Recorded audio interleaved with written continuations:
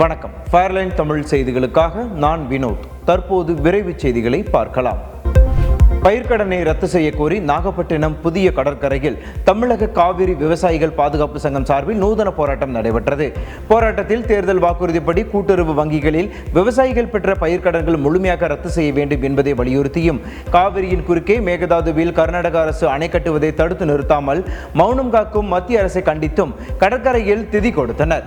பின்னர் பிண்டம் கடலில் கரைத்து கோஷங்கள் எழுப்பி தங்களது எதிர்ப்பை பதிவு செய்தனர். இதில் ஏராளமான விவசாயிகள் கலந்து கொண்டனர்.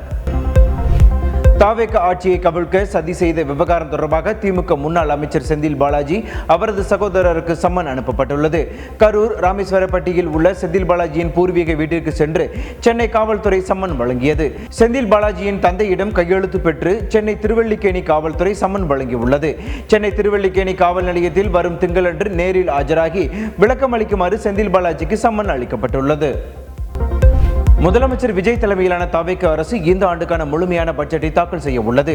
இது தொடர்பாக பல்வேறு துறை அதிகாரிகளுடன் முதலமைச்சர் விஜய் ஆலோசனை நடத்தினார். முழுமையான பட்ஜெட் தயாரிப்பு பணிகள் இறுதி கட்டத்தை அடைந்து உள்ளன. தமிழ்நாடு அரசின் கூடுதல் தலைமைச் செயலாளர் எம். சித்திக் கூறும்போது, இந்த மாத இறுதியில் பட்ஜெட் தாக்கல் செய்யப்படலாம். இது ஒரு முழுமையான மற்றும் விரிவான பட்ஜெட்டாக இருக்கும் என்றார். இந்த மாதம் 28ஆம் தேதி அல்லது கடைசி வாரத்தில் ஏதாவது ஒரு நாளில் பட்ஜெட் தாக்கலாகும் என்று கூறப்படுகிறது. சென்னை அதிமுக தலைமை கழகத்தில் அந்த கட்சியின் பொதுச் செயலாளர் எடப்பாடி பழனிசாமி கட்சி நிர்வாகிகளுடன் நேற்று முன்தினம் முதல் ஆலோசனை நடத்தி வருகிறார். 5 நாட்கள் இந்த ஆலோசனை கூட்டம் நடைபெறுகிறது. இந்த ஆலோசனையின் போது எடப்பாடி பழனிசாமி அதிமுக நிர்வாகிகளுக்கு பல்வேறு அறிவுரைகளை வழங்கி வருகிறார். அதன்படி கட்சியில் இருந்து விலகி செல்பவர்கள் பற்றி கவலைப்படாதீர்கள் என்றும், பதவி சுகத்தை அனுபவித்து விட்டு செல்லும் துரோகிகளை வரும் காலங்களில் தேர்தலில் வீழ்த்தும் வகையில் நீங்கள் செயல்பட வேண்டும் என்றும் கேட்டுக்கொண்டார். தஞ்சை மாவட்டம் கல்லணையில் மேகதாது அணை குறித்து விழிப்புணர்வு நடைபயணம் மேற்கொண்ட பாமக தலைவர் அன்புமணி ராமதாஸ் செய்தியாளர்களை சந்தித்து பேசுகையில், மேகதாதுவில் அணை கட்டினால் தமிழகத்திற்கு ஒரு சொட்டு தண்ணீர் கூட கிடைக்காது. தமிழகத்தில் அரிசி கிலோ 300 ரூபாய்க்கு கூட விற்பனையாகும் அவல நிலை ஏற்படும் என்றார். உடனடியாக மேகதாது அணை கட்டுவதை தடுத்து நிறுத்த வேண்டும். மேகதாது அணை கட்டினால் என்னென்ன பாதிப்புகள் ஏற்படும் என்பது குறித்து மத்திய நீர்வளத்துறை அமைச்சரை சந்தித்து விரிவாக பேச உள்ளேன் என்றும் அவர் கூறினார். நாடாளுமன்ற மழைக்கால கூட்டத்தொடர் ஜூலை 20ஆம் தேதி தொடங்கும் என அமைச்சர் கிரண் ரிஜிஜு அறிவித்துள்ளார். ஜூலை 20ஆம் தேதி முதல் ஆகஸ்ட் 13ஆம் தேதி வரை மழைக்கால கூட்டத்தொடர் நடைபெறும் என நாடாளுமன்ற விவகாரங்களுக்கான துறை தெரிவித்துள்ளது. 5 மாநில சட்டமன்ற தேர்தலுக்கு பிறகு தமிழ்நாடு, மேற்கு வங்காளம் உள்ளிட்ட மாநிலங்களில் அரசியல் மாற்றங்கள் ஏற்பட்டுள்ளன. பரபரப்பான இந்த அரசியல் சூழலில் மழைக்கால கூட்டத்தொடர் கூட இருப்பதால் முக்கியத்துவம் பெற்றுள்ளது. இந்தியாவில் புதிய திரைப்படங்கள் மற்றும் OTT வெப் சீரிஸ்களில் சட்டவிரோதமாக பகிரப்படுவதை கட்டுப்படுத்த தவறியதாக பிரபல குறுஞ்செய்தி செயலியான டெலிகிராமுக்கு மத்திய தகவல் மற்றும் ஒலிபரப்பு அமைச்சகம் அதிரடி நோட்டீஸ் அனுப்பியுள்ளது. அதில் டெலிகிராம் தளத்தில் பரவி வரும் திருட்டு திரைப்படங்கள் மற்றும் OTT உள்ளடக்கங்களுக்கு எதிராக உடனடியாக கடுமையான நடவடிக்கை எடுக்க வேண்டும் என்றும், அடுத்த 15 நாட்களுக்குள் இதுகுறித்து எடுக்கப்பட்ட நடவடிக்கைகள் அடங்கிய விரிவான அறிக்கையை சமர்ப்பிக்க வேண்டும் என்றும் மத்திய அரசு கெடு விதித்துள்ளது. LPG நெருக்கடிக்கு 7 நாட்களில் தீர்வு காணப்பட்டதாக பிரதமர் மோடி கூறியுள்ளார். ராஜஸ்தான், குஜராத் மாநிலங்களில் 1 லட்சம் கோடி ரூபாய் மதிப்பிலான திட்டங்களை நாட்டிற்கு அர்ப்பணித்து பிரதமர் மோடி பேசினார். அப்போது கடின உழைப்பு, முயற்சி, பொறுமை, ராஜதந்திர நடவடிக்கைகளால் எரிசக்தி நெருக்கடியை முறியடித்தோம். எண்ணெய் நிறுவனங்களுக்கு ஏற்பட்ட இழப்பை அரசாங்கம் வழங்கியது. அடிக்கல் நாட்டிய திட்டங்கள் நிறைவடைவதை உறுதி செய்ய நாங்கள் இரவும் பகலும் உழைக்கிறோம் என்று பிரதமர் மோடி கூறினார். முன்னதாக ராஜஸ்தான் மாநிலத்தில் பல்வேறு அரசு துறைகளில் புதிதாக தேர்ந்தெடுக்கப்பட்ட சுமார் 54,000 இளைஞர்களுக்கு பிரதமர் நரேந்திர மோடி பணி நியமன கடிதங்களை வழங்கினார். பெரு நாட்டின் அதிபர் தேர்தலில் வெற்றி பெற்றமைக்காக கெய்கோ புஜிமோரி அவர்களுக்கு தனது மனமார்ந்த வாழ்த்துக்களை தெரிவித்துக் கொள்கிறேன் என்று பிரதமர் மோடி எக்ஸ் தளத்தில் பதிவிட்டுள்ளார். பெரு நாட்டு உடனான நெருங்கிய நட்புறவை இந்தியா மிகவும் மதிக்கிறது. அத்துடன் பல்வேறு துறைகளில் நமது இருதரப்பு உறவை மேலும் வலுப்படுத்த இந்தியா உறுதி பூண்டுள்ளது. உங்கள் பதவிக்காலம் சிறப்பாக அமைய வாழ்த்துவதுடன், இரு நாட்டு மக்களின் நலனுக்காக இருதரப்பு உறவை மேலும் வலுவாக்க உங்களுடன் இணைந்து பணியாற்ற ஆவலுடன் உள்ளேன் என்று பிரதமர் மோடி தனது எக்ஸ் தளத்தில் பதிவிட்டுள்ளார்.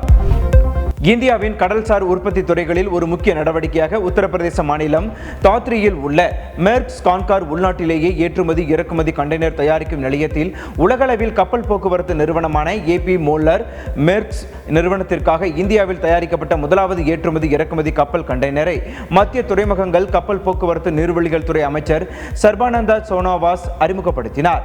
அதன் பின்னர் பேசிய அவர், பிரதமர் மோடியின் தன்னிறைவு இந்தியா, மேக் இன் இந்தியா கடல்சார் திட்டங்களை நிறைவேற்றுவதில் மத்திய இந்திய அரசு உறுதியான அர்ப்பணிப்பு உணர்வை இந்த நிகழ்வு பிரதிபலிப்பதாக உள்ளது என்று அவர் கூறினார். இலங்கை ஏ அணிக்கு எதிரான இரண்டாவது டெஸ்ட் போட்டியில் முதலில் களமிறங்கிய இலங்கை ஏ அணி முதல் இன்னிங்ஸில் 110 ஓவரில் 366 ரன்களுக்கு ஆல் அவுட் ஆனது. இதையடுத்து களமிறங்கிய இந்திய ஏ அணி மூன்றாம் நாள் இறுதியில் 8 விக்கெட்டுக்கு 541 ரன்கள் குவித்துள்ளது. இலங்கை ஏ அணியை விட 175 ரன்கள் முன்னிலை பெற்றுள்ளது. இதில் முதல் டெஸ்ட் போட்டியில் சிறப்பாக ஆடி சதமடித்த சாய் சுதர்சன் இரண்டாவது டெஸ்ட் போட்டியிலும் சதமடித்து அசத்தியுள்ளார். இலங்கை ஏ அணி சார்பில் கேசரா நுவந்தா 4 விக்கெட்டும் திலிம் சுத்ரா 5 விக்கெட்டும் வீழ்த்தியுள்ளனர். லண்டனில் நடைபெற்று வரும் கிராண்ட்ஸ்லாம் போட்டிகளில் ஒன்றான விம்பிள்டன் டென்னிஸ் தொடர் ஆண்களுக்கான ஒற்றையர் பிரிவில் நடைபெற்ற மூன்றாவது சுற்று போட்டியில் தரவரிசையில் 8வது நிலை வீரரான ரஷ்யாவின் டெனிஸ் மெத்வதேவ் ஜெர்மனியின் ஜேன் லெனார்ட் ஸ்ட்ரப் உடன் மோதினார். இதில் சிறப்பாக ஆடிய ஜேன் லெனார்ட் 7-6, 7-6, 7-5 என்ற செட் கணக்கில் வென்று 4வது சுற்றுக்கு முன்னேறினார். லண்டனில் நடைபெற்று வரும் கிராண்ட்ஸ்லாம் போட்டிகளில் ஒன்றான விம்பிள்டன் டென்னிஸ் தொடர் பெண்களுக்கான ஒற்றையர் பிரிவில் மூன்றாவது சுற்று போட்டியில் நம்பர் 1 வீராங்கனையும் பெலாரஸை சேர்ந்தவருமான அரினா சபலென்கா லாத்வியாவின் ஜெலினா ஆஸ்டோபென்கோவுடன் மோதினார். இதில் அதிரடியாக ஆடிய சபலென்கா 6-4, 6-4 என்ற செட் கணக்கில் எளிதில் வென்று 4வது சுற்றுக்கு முன்னேறினார். மற்றொரு போட்டியில் நம்பர் 10 வீராங்கனையும் செக் குடியரசை சேர்ந்தவருமான கரோலினா முசோவா 6-2, 7-6 என்ற செட் கணக்கில் தாய்லாந்தின் மனசன்சியா சவாங்வேவை வீழ்த்தி 4வது சுற்றுக்கு முன்னேறினார். மகளிர் T20 உலகக்கோப்பை யாருக்கு என்பதை நிர்ணயம் செய்யும் இறுதிப் போட்டி லண்டன் லார்ட்ஸ் மைதானத்தில் இந்திய நேரப்படி இன்று இரவு 8 மணிக்கு நடக்கிறது. இதில் ஆஸ்திரேலியா, இங்கிலாந்து அணிகள் மோதுகின்றன. இரு அணிகளும் தோல்வியை தழுவாமல் இறுதிப் போட்டிக்கு நுழைந்துள்ளன. அரையிறுதியில் ஆஸ்திரேலிய அணி 8 விக்கெட் வித்தியாசத்தில் வெஸ்ட் இண்டீஸையும், இங்கிலாந்து அணி 40 ரன்கள் வித்தியாசத்தில் தென்னாப்பிரிக்காவையும் தோற்கடித்தன. இதனால் இறுதிப் போட்டி மிகவும் விறுவிறுப்பாக இருக்கும் என எதிர்பார்க்கப்படுகிறது. சூப்பர் ஸ்டார் ரஜினிகாந்த் நடிக்கும் அவரது 173வது திரைப்படமான தர்மன் படத்தின் படப்பிடிப்பில் கலந்து கொள்ள நடிகை சிம்ரன் தீவிரமாக தயாராகி வருகிறார். 2019ஆம் ஆண்டு வெளியான பேட்ட திரைப்படத்திற்கு பிறகு சிம்ரன் மீண்டும் ரஜினிகாந்துடன் இணைவது ரசிகர்கள் மத்தியில் பெரும் எதிர்பார்ப்பை ஏற்படுத்தியுள்ளது.